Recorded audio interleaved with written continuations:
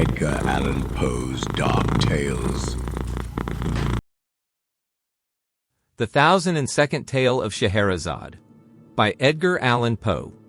Truth is stranger than fiction. Old saying.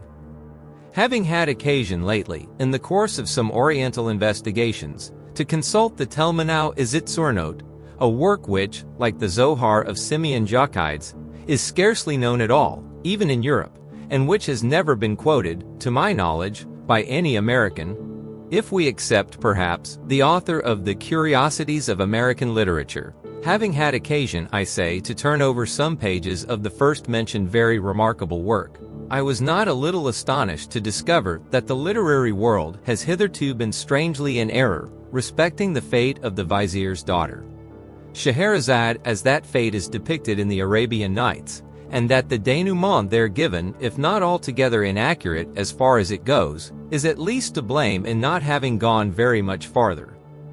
For full information on this interesting topic, I must refer the inquisitive reader to the Izitsurnot itself, but in the meantime, I shall be pardoned for giving a summary of what I there discovered.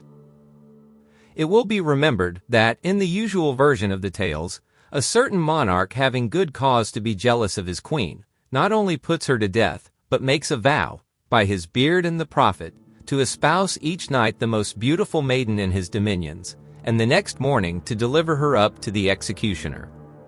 Having fulfilled this vow for many years to the letter, and with a religious punctuality and method that conferred great credit upon him as a man of devout feeling and excellent sense, he was interrupted one afternoon, no doubt at his prayers, by a visit from his Grand Vizier, to whose daughter it appears there had occurred an idea. Her name was Scheherazade, and her idea was that she would either redeem the land from the depopulating tax upon its beauty, or perish, after the approved fashion of all heroines, in the attempt. Accordingly, and although we do not find it to be leap year, which makes the sacrifice more meritorious, she deputes her father, the Grand Vizier, to make an offer to the king of her hand. This hand the king eagerly accepts. He had intended to take it at all events, and had put off the matter from day to day, only through fear of the vizier, but, in accepting it now, he gives all parties very distinctly to understand that, Grand Vizier or no Grand Vizier, he has not the slightest design of giving up one iota of his vow or of his privileges. When, therefore, the fair Scheherazade insisted upon marrying the king, and did actually marry him despite her father's excellent advice not to do anything of the kind. When she would and did marry him, I say will I, nil I, it was with her beautiful black eyes as thoroughly open as the nature of the case would allow. It seems, however, that this politic damsel, who had been reading Machiavelli beyond doubt, had a very ingenious little plot in her mind.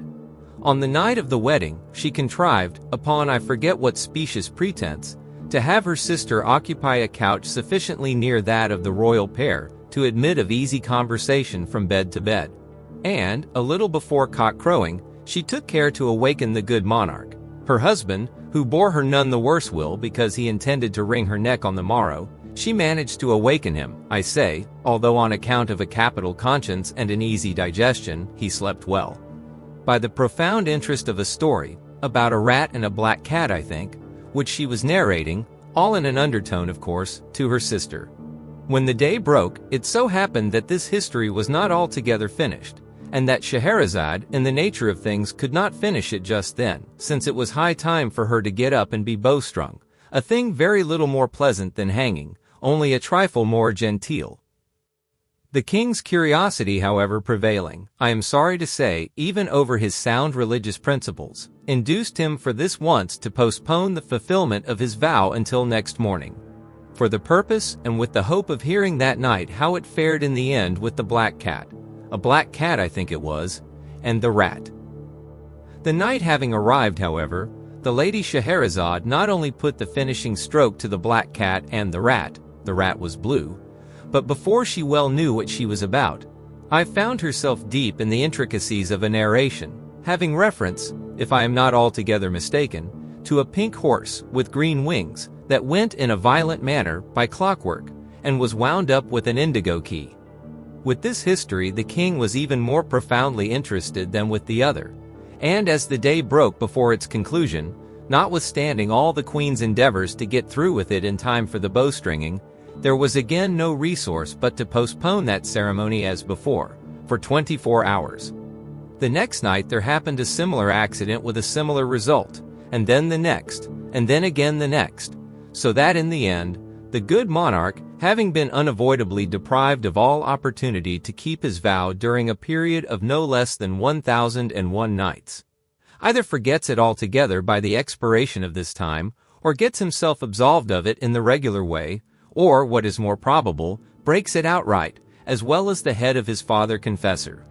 At all events, Scheherazade, who being lineally descended from Eve, fell heir perhaps to the whole 7 baskets of talk, which the latter lady, we all know, picked up from under the trees in the Garden of Eden. Scheherazade, I say, finally triumphed, and the tariff upon beauty was repealed. Now, this conclusion, which is that of the story as we have it upon record, is, no doubt, excessively proper and pleasant, but alas, like a great many pleasant things, is more pleasant than true, and I am indebted altogether to the Audiobook for the means of correcting the error. Le mieux, says a French proverb, est l'ennemi du bien, and in mentioning that Scheherazade had inherited the 7 baskets of talk, I should have added that she put them out at compound interest until they amounted to 77. My dear sister, said she, on the 1002nd night, I quote the language of the Audiobook at this point verbatim. My dear sister, said she, now that all this little difficulty about the bowstring has blown over, and that this odious tax is so happily repealed, I feel that I have been guilty of great indiscretion in withholding from you and the king, who I am sorry to say snores, a thing no gentleman would do, the full conclusion of Sinbad the Sailor. This person went through numerous other and more interesting adventures than those which I related, but the truth is, I felt sleepy on the particular night of their narration, and so was seduced into cutting them short, a grievous piece of misconduct, for which I only trust that Allah will forgive me.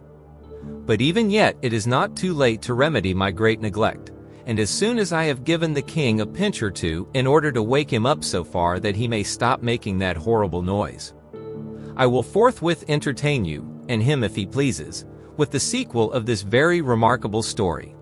Hereupon the sister of Scheherazade, as I have it from the Audiobook, expressed no very particular intensity of gratification, but the king, having been sufficiently pinched, at length ceased snoring, and finally said, "Hum," and then, "Who," when the queen, understanding these words, which are no doubt Arabic, to signify that he was all attention and would do his best not to snore any more, the queen, I say, having arranged these matters to her satisfaction, re-entered thus at once into the history of Sinbad the Sailor. At length in my old age, these are the words of Sinbad himself, as retailed by Scheherazade. At length in my old age, and after enjoying many years of tranquility at home, I became once more possessed of a desire of visiting foreign countries, and one day, without acquainting any of my family with my design, I packed up some bundles of such merchandise as was most precious and least bulky, and, engaging a porter to carry them, went with him down to the seashore, to await the arrival of any chance vessel that might convey me out of the kingdom into some region which I had not as yet explored. Having deposited the packages upon the sands, we sat down beneath some trees, and looked out into the ocean in the hope of perceiving a ship, but during several hours we saw none whatever. At length I fancied that I could hear a singular buzzing or humming sound, and the porter, after listening a while, declared that he also could distinguish it. Presently it grew louder, and then still louder, so that we could have no doubt that the object which caused it was approaching us. At length, on the edge of the horizon, we discovered a black speck, which rapidly increased in size until we made it out to be a vast monster, swimming with a great part of its body above the surface of the sea. It came toward us with inconceivable swiftness, throwing up huge waves of foam around its breast, and illuminating all that part of the sea through which it passed, with a long line of fire that extended far off into the distance. As the thing drew near, we saw it very distinctly. Its length was equal to that of 3 of the loftiest trees that grow, and it was as wide as the great hall of audience in your palace, O most sublime and munificent of the caliphs. Its body, which was unlike that of ordinary fishes, was as solid as a rock, and of a jetty blackness throughout all that portion of it which floated above the water, with the exception of a narrow blood-red streak that completely begirdled it. The belly, which floated beneath the surface, and of which we could get only a glimpse now and then as the monster rose and fell with the billows, was entirely covered with metallic scales, of a color like that of the moon in misty weather. The back was flat and nearly white, and from it there extended upwards of 6 spines, about half the length of the whole body. This horrible creature had no mouth that we could perceive, but, as if to make up for this deficiency, it was provided with at least 80 of eyes, that protruded from their sockets like those of the green dragonfly, and were arranged all around the body in 2 rows, one above the other, and parallel to the blood-red streak, which seemed to answer the purpose of an eyebrow. 2 or 3 of these dreadful eyes were much larger than the others, and had the appearance of solid gold. Although this beast approached us, as I have before said, with the greatest rapidity, it must have been moved altogether by necromancy, for it had neither fins like a fish, nor web feet like a duck, nor wings like the seashell which is blown along in the manner of a vessel, nor yet did it writhe itself forward as do the eels.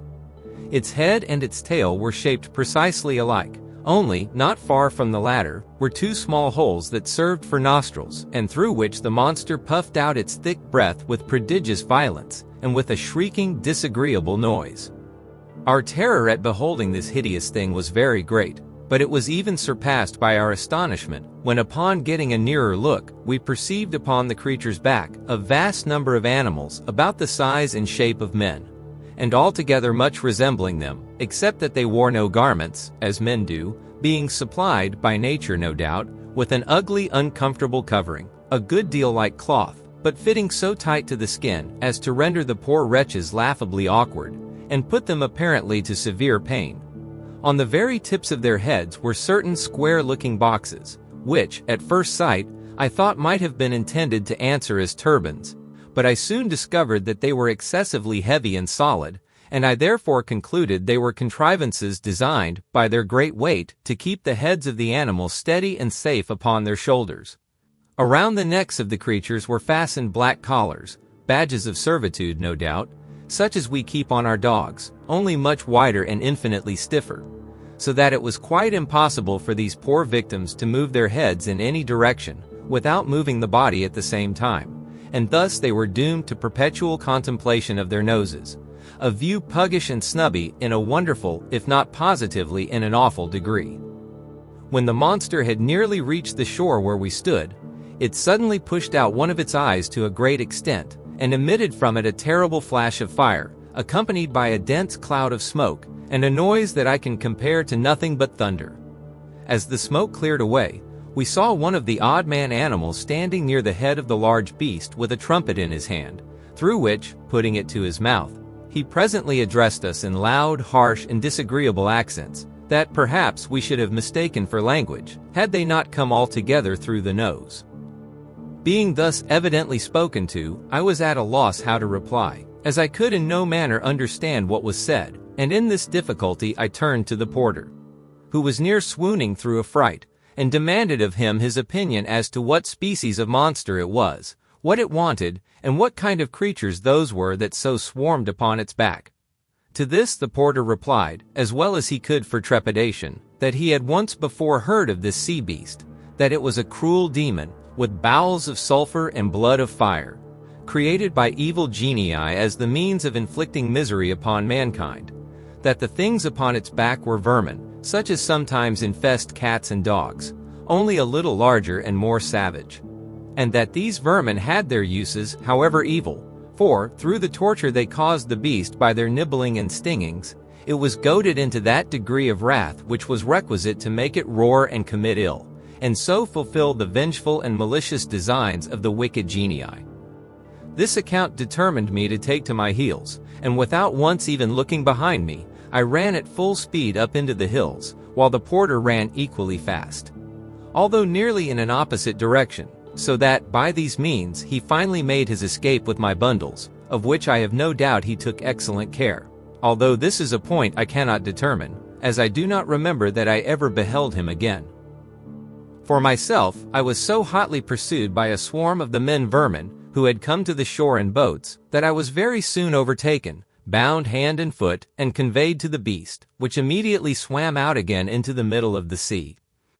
I now bitterly repented my folly in quitting a comfortable home to peril my life in such adventures as this, but regret being useless, I made the best of my condition, and exerted myself to secure the goodwill of the man-animal that owned the trumpet, and who appeared to exercise authority over his fellows. I succeeded so well in this endeavor that, in a few days, the creature bestowed upon me various tokens of his favor, and in the end even went to the trouble of teaching me the rudiments of what it was vain enough to denominate its language, so that, at length, I was enabled to converse with it readily, and came to make it comprehend the ardent desire I had of seeing the world. Washish squashish squeak, Sinbad hey diddle diddle grunt and grumble hiss fiss whiss, said he to me one day after dinner, but I beg 1,000 pardons. I had forgotten that your majesty is not conversant with the dialect of the cockneys, so the man-animals were called, I presume because their language formed the connecting link between that of the horse and that of the rooster. With your permission, I will translate.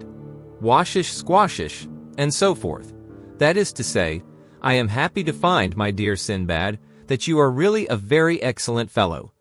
We are now about doing a thing which is called circumnavigating the globe. And since you are so desirous of seeing the world, I will strain a point and give you a free passage upon back of the beast. When the lady Scheherazade had proceeded thus far, relates the Is it so or note, the king turned over from his left side to his right, and said, It is in fact very surprising, my dear queen, that you omitted, hitherto, these latter adventures of Sinbad. Do you know, I think them exceedingly entertaining and strange? The king having thus expressed himself, we are told, the fair Scheherazade resumed her history in the following words. Sinbad went on in this manner with his narrative.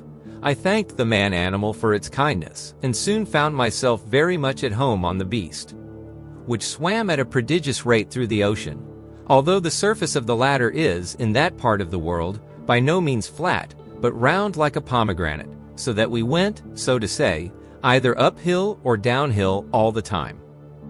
That, I think, was very singular, interrupted the king. Nevertheless, it is quite true, replied Scheherazade. I have my doubts, rejoined the king, but pray, be so good as to go on with the story. I will, said the queen. The beast, continued Sinbad to the caliph, swam, as I have related, uphill and downhill until, at length, we arrived at an island, many hundreds of miles in circumference, but which, nevertheless, had been built in the middle of the sea by a colony of little things like caterpillars. Hum, said the king. Leaving this island, said Sinbad, for Scheherazade, it must be understood, took no notice of her husband's ill-mannered ejaculation. Leaving this island, we came to another where the forests were of solid stone, and so hard that they shivered to pieces the finest tempered axes with which we endeavored to cut them down. Hum, said the king again.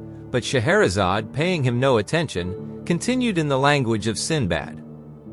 Passing beyond this last island, we reached a country where there was a cave that ran to the distance of 30 or 40 miles within the bowels of the earth, and that contained a greater number of far more spacious and more magnificent palaces than are to be found in all Damascus and Baghdad. From the roofs of these palaces there hung myriads of gems, like diamonds, but larger than men, and in among the streets of towers and pyramids and temples, there flowed immense rivers as black as ebony, and swarming with fish that had no eyes.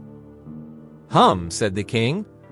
We then swam into a region of the sea where we found a lofty mountain, down whose sides there streamed torrents of melted metal, some of which were 12 miles wide and 60 miles long, while from an abyss on the summit issued so vast a quantity of ashes that the sun was entirely blotted out from the heavens.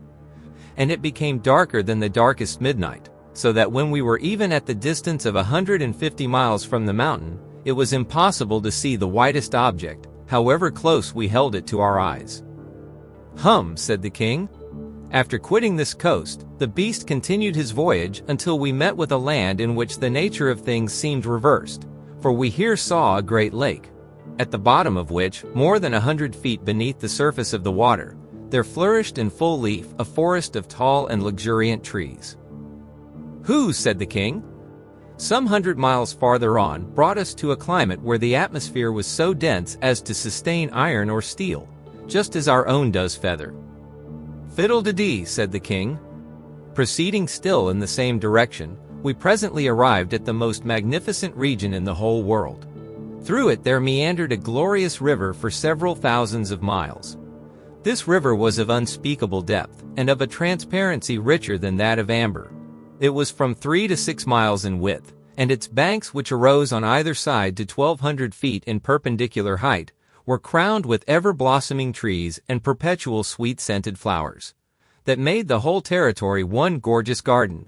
But the name of this luxuriant land was the Kingdom of Horror, and to enter it was inevitable death. "Humph," said the king. "We left this kingdom in great haste, and after some days came to another, where we were astonished to perceive myriads of monstrous animals with horns resembling scythes upon their heads. These hideous beasts dig for themselves vast caverns in the soil, of a funnel shape, and line the sides of them with rocks, so disposed one upon the other that they fall instantly, when trodden upon by other animals, thus precipitating them into the monsters' dens, where their blood is immediately sucked, and their carcasses afterwards hurled contemptuously out to an immense distance from the caverns of death." "Pooh," said the king. Continuing our progress, we perceived a district with vegetables that grew not upon any soil but in the air. There were others that sprang from the substance of other vegetables, others that derived their substance from the bodies of living animals, and then again, there were others that glowed all over with intense fire. Others that moved from place to place at pleasure, and what was still more wonderful, we discovered flowers that lived and breathed and moved their limbs at will, and had, moreover, the detestable passion of mankind for enslaving other creatures, and confining them in horrid and solitary prisons until the fulfillment of appointed tasks." "Pshaw," said the king.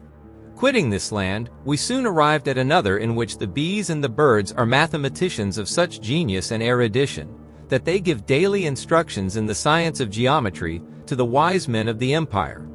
The king of the place having offered a reward for the solution of 2 very difficult problems, they were solved upon the spot, the one by the bees and the other by the birds, but the king keeping their solution a secret. It was only after the most profound researches and labor, and the writing of an infinity of big books, during a long series of years, that the men mathematicians at length arrived at the identical solutions which had been given upon the spot by the bees and by the birds." "Oh my," said the king. "We had scarcely lost sight of this empire when we found ourselves close upon another, from whose shores there flew over our heads a flock of fowls a mile in breadth, and 240 miles long, so that although they flew a mile during every minute, it required no less than 4 hours for the whole flock to pass over us, in which there were several millions of fowl." "Oh fie," said the king. "No sooner had we got rid of these birds, which occasioned us great annoyance, than we were terrified by the appearance of a fowl of another kind, and infinitely larger than even the rocks which I met in my former voyages, for it was bigger than the biggest of the domes on your seraglio, O most munificent of caliphs. This terrible fowl had no head that we could perceive, but was fashioned entirely of belly, which was of a prodigious fatness and roundness, of a soft-looking substance, smooth, shining, and striped with various colors. In its talons the monster was bearing away to his eyrie in the heavens, a house from which it had knocked off the roof, and in the interior of which we distinctly saw human beings, who beyond doubt were in a state of frightful despair at the horrible fate which awaited them. We shouted with all our might, in the hope of frightening the bird into letting go of its prey, but it merely gave a snort or puff, as if of rage, and then let fall upon our heads a heavy sack which proved to be filled with sand." "Stuff," said the king.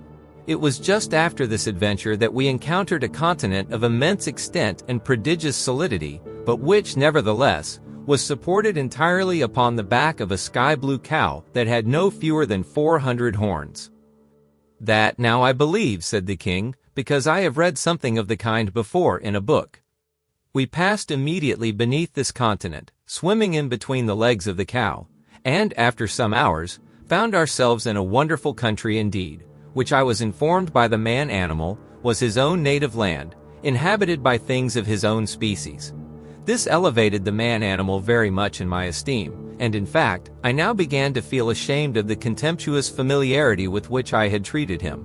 For I found that the man-animals in general were a nation of the most powerful magicians, who lived with worms in their brain, which no doubt served to stimulate them by their painful writhings and wrigglings to the most miraculous efforts of imagination. "Nonsense," said the king. "Among the magicians were domesticated several animals of very singular kinds. For example, there was a huge horse whose bones were iron and whose blood was boiling water. In place of corn, he had black stones for his usual food, and yet, in spite of so hard a diet, he was so strong and swift that he would drag a load more weighty than the grandest temple in this city, at a rate surpassing that of the flight of most birds." "Twaddle," said the king. "I saw also among these people a hen without feathers, but bigger than a camel. Instead of flesh and bone she had iron and brick. Her blood, like that of the horse, to whom in fact she was nearly related, was boiling water, and like him she ate nothing but wood or black stones. This hen brought forth very frequently 100 chickens in the day, and after birth they took up their residence for several weeks within the stomach of their mother." "Fa lal," said the king. "One of this nation of mighty conjurers created a man out of brass and wood and leather, and endowed him with such ingenuity that he would have beaten at chess all the race of mankind, with the exception of the great Caliph, Harun al-Rashid. Another of these magi constructed, of like material, a creature that put to shame even the genius of him who made it, for so great were its reasoning powers that, in a second, it performed calculations of so vast an extent that they would have required the united labor of 50,000 fleshy men for a year.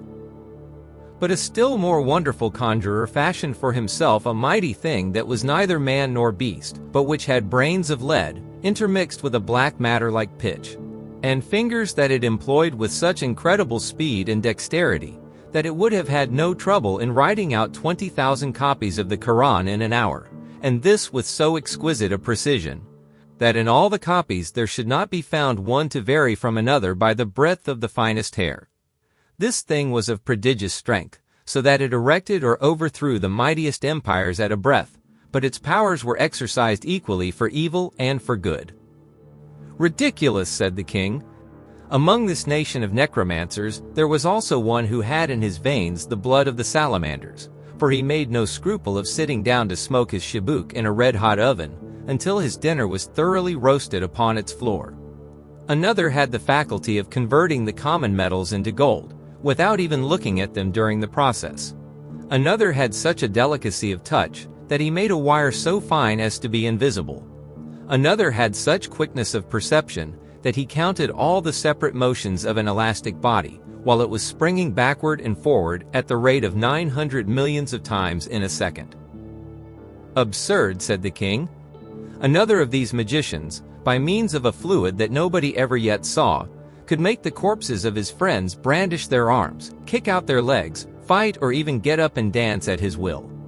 Another had cultivated his voice to so great an extent that he could have made himself heard from one end of the world to the other. Another had so long an arm that he could sit down in Damascus and indite a letter at Baghdad, or indeed at any distance whatsoever. Another commanded the lightning to come down to him out of the heavens, and it came at his call, and served him for a plaything when it came. Another took two loud sounds and out of them made a silence.